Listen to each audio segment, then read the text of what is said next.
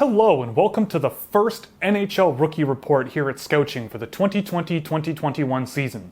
This year there is no shortage of young players who are just getting their start in the NHL, and I always like to check up on NHL rookies to see how their games are translating to the National Hockey League. The first subject of this year's series is going to be Montreal Canadiens defenseman Alexander Romanov. Alex Romanov was a surprise second-round pick out of Russia for the Montreal Canadiens in 2018. His statistical profile wasn't really anything notable, so a lot of people were really surprised to see him drafted where he went. But already in retrospect, it clearly was a very smart pick by the Montreal Canadiens. In the time since, Romanov has had 2 World Junior Championships where he has been an absolute standout, and he has jumped straight into the NHL with the Montreal Canadiens this year, playing significant minutes on a very talented team. And ever since those World Junior Championships, it seems like Marc Bergevin just can't stop talking about him and praising him, so there's a lot of hype amongst Montreal Canadiens fans and hockey fans in general about this kid. So is it warranted? I guess I had to take a look and had to find out for myself. Last year in this series I looked at 1 game's worth of data, and this year I've doubled it, just to get a bit of a better sample and see what multiple games look like of the same player. So let me grab Scouching's draft top and we'll get into the game footage. So the 2 games that I tracked were January 16th and 21st, which were games against the Edmonton Oilers and the Vancouver Canucks respectively. These games totaled about 27 minutes of 5-on-5 ice time. But before we get into the tape, I just wanted to look at a surface level analysis of what I found in Romanov's 2 games. Overall, he had a 72% shot attempt percentage, which on the surface is spectacular. But when you look at the areas at which these shots were coming from, 3/4 of Montreal's shots across these 2 games with Romanov on the ice came from low danger. And removing low danger shots both for and against, Romanov's shot attempt percentage drops to 58.8%. which is still extremely notable for an NHL rookie defenseman at 21 years of age. What was interesting was his passing data. He had a 73% completion rate across both games I tracked, but in Game 1 he completed 90% of his pass attempts on 21 attempts, and in Game 2 he completed just 50% of his 16 attempts. But we'll get a little bit more into the differences between the 2 games in a little bit. Across both games, Romanov had 5 individual shot attempts in either game, and they were all from low danger areas, which for a defenseman is about standard. Looking at his transition data, he had a 47% offensive controlled zone transition percentage, which I would categorize as less than ideal, but out of the defensive zone is probably more important for defensemen, and he completed 6 of 8 total attempts with control exiting the defensive zone. And it really also feels like the Montreal Canadiens seem to employ a chip and chase strategy along the offensive blue line. Romanov would cross the defensive blue line with the puck either through carrying or passing, and Romanov or the teammate he passed it to would just dump it into the offensive zone, where the speedy centers or wingers that the Montreal Canadiens have would be able to chase down the puck and keep the puck below the goal line. I think there's nothing really wrong with that approach as long as you have the manpower who can handle that kind of a system, and it seems like the Canadiens are a team that can handle that considering how well they played in both of these games. But the star of the show from a surface level perspective is his defensive controlled zone transition percentage of 10.5%. That means that almost 9 out of every 10 transitions coming his way where he is involved is a situation where Montreal is gaining possession of the puck. That is some of the lowest data that I have tracked of anyone, both rookie or NHL, and for a 21-year-old defenseman, that's just remarkable. Game 2 against Vancouver, he was a 0% in that category. But no matter which way you slice it, his skill here is undeniable, and I think this is a good point where we can get into the actual game footage. So we're going to go through these games in chronological order from start to finish, from Game 1 to Game 2, just to highlight some of the highs and lows of Alexander Romanov's first couple of games. And what stood out to me literally immediately, because it was on the first rush coming his way, was Romanov's ability to just be mobile and stick to neutral zone forecheckers. He's able to position himself in the neutral zone on this play extremely well, causing an uncontrolled offensive zone exit and getting the puck back in his own end. And while his physical play in the neutral zone does take him out of the potential to turn that puck over in the defensive zone and start a breakout, his teammates Brett Kulak and Jesperi Kotkaniemi clamp down on Edmonton's defensive zone possession, and Romanov is not far behind, heading straight to the front of his net to cover for any potential dangerous passing. But right from the get-go, it is very clear that Romanov is focused on intercepting breakouts and blocking dangerous lanes. Simple, effective, pure defending. That's the way it's done, and it was his first shift of the game. Moving on to the next clip, one thing I see a lot out of young defenders is a bit of a hesitancy tendency to keep players out of shooting lanes. But what you see out of Romanov on this play is a real strong ability to just prevent players from getting in front of the net and causing a screen. There's maturity and strength beyond his years, in my opinion, in this play here, and he's blocking Jesse Puljujarvi, who is not a small boy, from getting into any kind of dangerous, meaningful offensive scoring threat position in front of the net. Now, it may be a little bit close to interference from time to time, and maybe Romanov will be taking a couple of penalties that might be a little bit avoidable, but if he has these natural instincts to just prevent guys from getting in front of the net, and he already has a pretty solid amount of strength on his frame, I think there's a lot of potential for Romanov in this area of the game as well. Moving on to the next clip is something that you'll notice with Alexander Romanov time and time again, and it's a skill that honestly with defensemen is something that I'm looking for over almost everything else, and that's mobility. Not necessarily looking at pure speed, but I'm talking four-way mobility, forwards, backwards, and lateral skating. A defenseman needs to use all directions he can possibly skate really effectively to get into lanes, cut off breakouts, apply themselves physically, and just get in the way of play a lot more effectively without relying too much on your stick. And this play right here is the first of many examples of Romanov employing this to his advantage. He plays aggressively and intelligently in the offensive zone to close out breakouts before they even start. And him getting involved between the Edmonton winger here and the puck means that he can just pass a puck right over to Joel Armia, right into the middle of the ice where there is no one around and Montreal can continue offensive zone possession. In the olden days, you might see a little bit more focus on the body of the Edmonton winger up high, but what Romanov does here is to me what modern defending should be. The focus of the game is on the puck, and he closes off that breakout and gets the puck to Joel Armia where they can continue possession. I thought it was a really positive play for Romanov, and it was not the last time I saw him do something like this. Moving forward, I wanted to make a little bit more of a general note about the Montreal Canadiens. One thing I've noticed is just how much they play with simplicity and effectiveness in the best way. Regardless of the names on the ice, the team seems to play a very cohesive, unit-focused style of play, and a player that I just love watching all of the time is Brendan Gallagher. And on this play, I'm not sure if he meant to or not, but it really felt like he saw Romanov carrying his momentum through the neutral zone and likely had the better route in the neutral zone with the puck. Gallagher, a more experienced and higher-end offensive player than Romanov is, could easily have picked up this puck in the neutral zone and tried an offensive breakout on his own, but he left it for Alexander Romanov to carry it in himself. So letting Romanov take the puck here,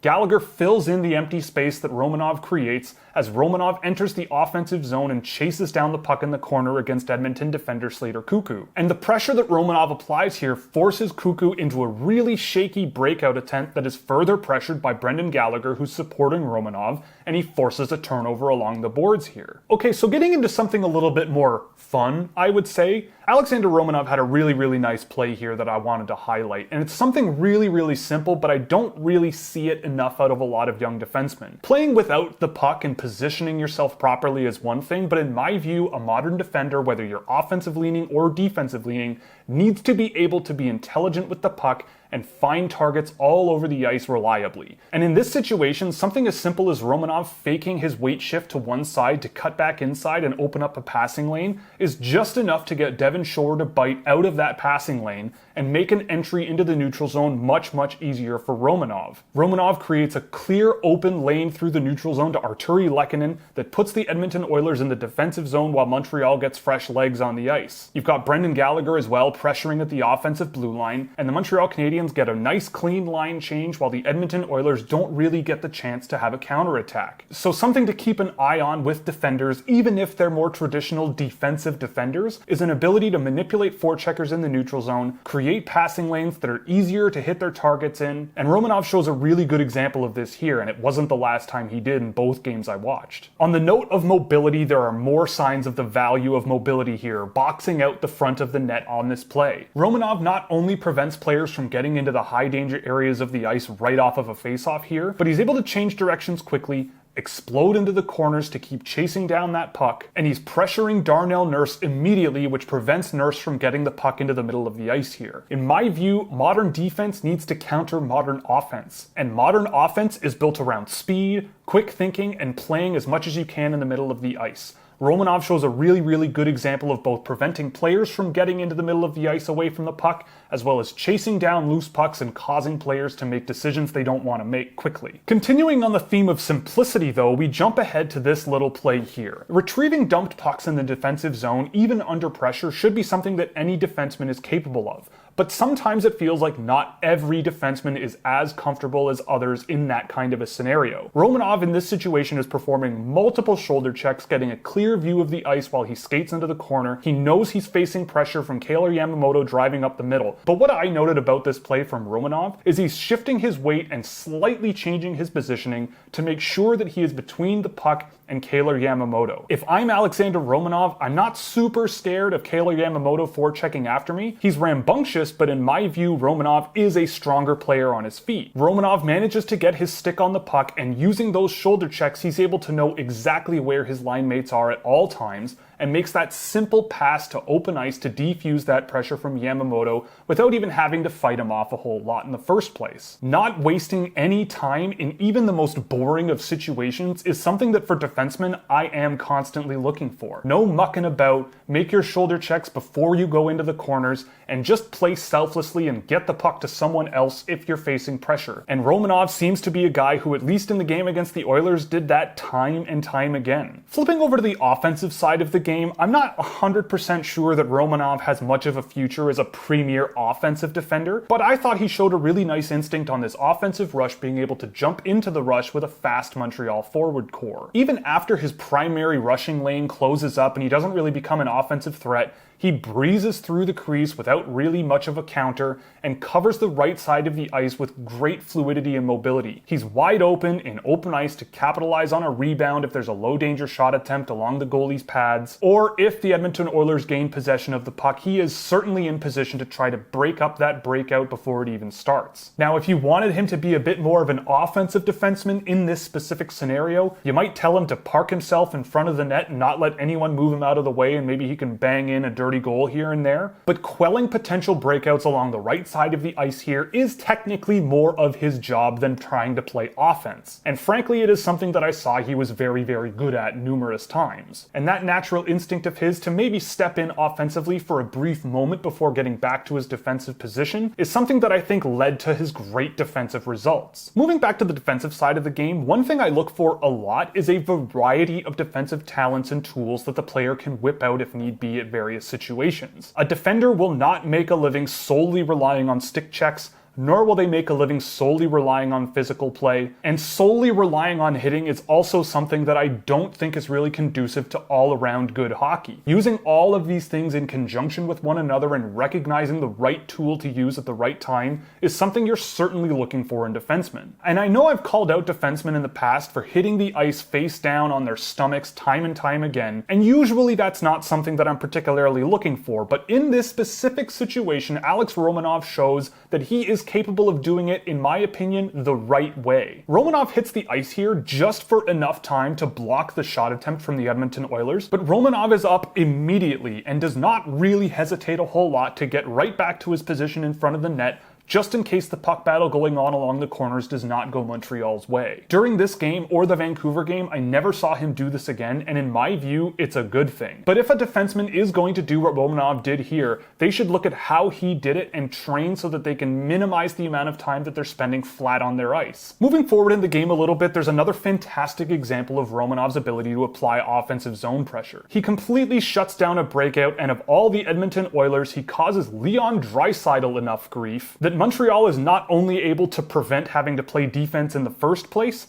but maintain that offensive zone pressure. When I see defensemen lay off of players high in the defensive zone in favor of more conservative neutral zone positioning, it allows the opponent to get set up for a breakout a lot more often. In my view, I would rather see defensemen pinch up at that blue line and try to stop those breakouts as long as they have the mobility to cover their butts if they do. And in this situation, Romanov does a great job being all over Leon Draisaitl, and the Montreal Canadiens in the Montrealist Canadiens way, and the Montreal Canadiens in the best way they know how supports that interaction and maintains offensive zone pressure effectively. Now here we go to an interesting clip. Kailer Yamamoto is bearing down on Alex Romanov here along the boards in the defensive zone, Yamamoto has a calmness about him where he's reading the play and seeing what his options are, and usually when I see defensemen in this kind of scenario, I usually don't see the skill and agility and edge work necessary to escape this situation and build a whole lot of momentum. But Romanov does a really good job just spinning off of Yamamoto's pressure, uses his body to deflect the pressure from Yamamoto, and gets the puck into open ice where his partner Brett Kulak can start a breakout on his own. So even when Romanov is facing pressure, he seems cool as a cucumber and also seems to be able to escape that pressure well. The last thing you want is a defenseman who is cool as a cucumber and can watch forecheckers bear down on him, but can't escape that pressure very effectively. In an ideal world, I would like Romanov to be making a decision a little bit quicker, but in this specific situation, his ability to brush off Kailer Yamamoto did give the Montreal Canadiens valuable seconds where the Edmonton Oilers had a player in Yamamoto who was away from the play and not really much of a factor, which can be valuable at the NHL level. The next clip I want to show isn't really a note about Alexander Romanov's play specifically, but more about how Alexander Romanov might be the more modern version of what a defensive defender might be relative to an older, high draft pick who was a player viewed as the future of defensive defending at the time in Slater Koekkoek. Not only is Romanov jumping into the rush on this play, but look closely at how Slater Koekkoek handles the pressure that Alexander Romanov is applying. Romanov in an ideal world should be thinking about chipping the puck behind the net, but instead of going into this puck battle with his stick on the ice and his body between Romanov and the puck, Slater Koekkoek does not take a single stride. He gets shoved slightly out of his rushing lane by Romanov, which gives Romanov just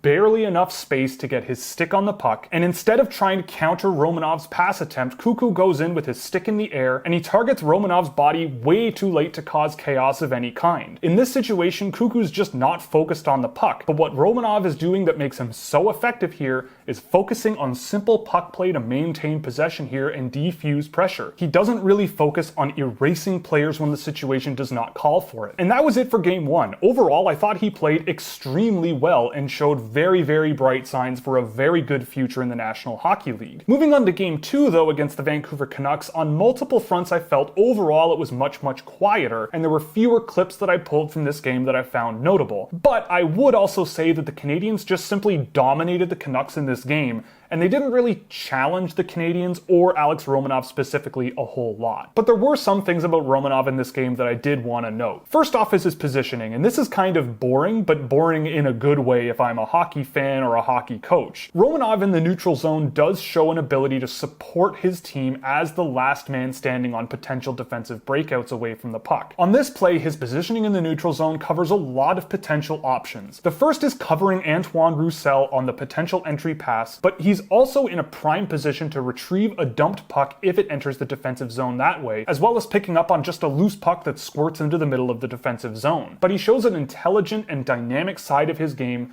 with different tendencies all over the ice in all areas of the game at all different times based on the situation presented to him. I rarely felt that Romanov looked lost or was simply floating out there. He knew where to be in order to just play solid defense, and I thought this clip was a good example of just how valuable good positioning can be. One thing I did note about this game, to jump forward a little bit, is that there's a bit of a lack of potential with his offensive game. I think Romanov is going to be an extremely good defensive player, but this game did highlight where his offensive zone instincts might be a bit more of a secondary part of it. The Canucks on this play seem to completely forget about Jonathan Drouin simply drifting into the right wing corner here. And for some reason, Alex Romanov seems completely fixated on crossing the offensive zone towards the left wing with the puck, and he manages to get himself a low danger shot attempt. No Montreal Canadiens really fill the space that he abandons in the high offensive zone, nor do any Montreal Canadiens really drive deep into the low corner along the left wing. But there was a strong pass to Jonathan Drouin in the corner that he just didn't recognize. For a defender, I don't really think this is that big of a deal, and especially for one as talented as he is defensively. But if this does take a step over time and he's able to survey the offensive zone a little bit better, I think the offensive part of his game could improve further. A simple pass there could mean a secondary assist if Drouin tries a slot pass, or if Drouin shoots the puck into the net from there, you've got a nice 5-on-5 primary assist for a defenseman. He did have the passing lane open, but it was only very brief, and I don't think this is the end of the world, but it does go to show that in my view, Romanov might lean more defensively over the course of his career. Now, Romanov was on the ice for a goal against at 5-on-5, but honestly, when I look at what went wrong here, sometimes you just open your feet and you get beat. And this was the only time between both of these games where I saw Alex Romanov get completely left behind by an opponent. It is really important that in isolation, it might not be the best play,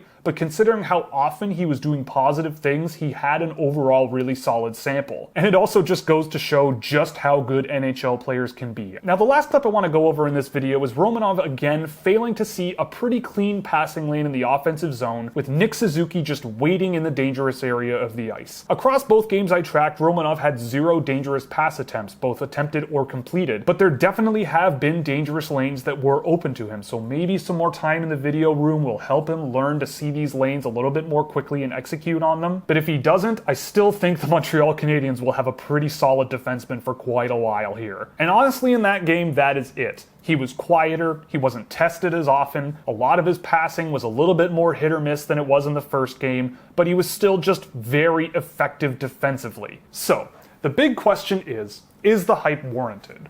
And in my view, if we're looking through the lens of what a modern defensive defender should look like for the next 10 years, I think Romanov is a very good example of it. Will he ever win a Norris Trophy in his career? As long as the award voting seems to be done by looking at who has been scoring the most points as a defender, probably not. But are we looking at the Montreal Canadiens version of, say, Hampus Lindholm or Jacob Slavin? I think that's probably true. And if the Montreal Canadiens got a player of Hampus Lindholm's defensive quality in the second round of the draft, to me, I think the hype is warranted, and you can certainly bet that the skills that Romanov displays is something that I will be looking for more in my work. When you look at defensemen, production often isn't everything. It can guide you in the right direction, but it doesn't always mean that the defenseman is an effective defender. And the display that Romanov put on in my sample certainly indicates to me that as a 21-year-old playing his first few games in the NHL, I think he's got a very, very bright career doing things that are quite difficult for a lot of young defenders. So that's all for the first NHL Rookie Report. Thanks for watching.